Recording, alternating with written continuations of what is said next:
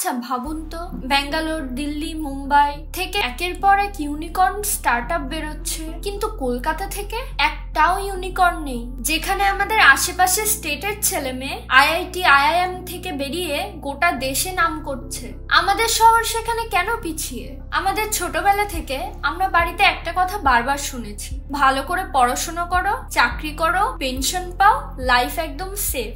এটাই পুরো বেঙ্গলের মাইন্ডসেট হয়ে গেছে। যেখানে অন্য শহরে 22-23 বছর বয়সে লোকজন রিস্ক নিয়ে স্টার্ট আপ করছে, কলকাতাতে তখনও চলছে জব নেব নাকি মাস্টার্স করব।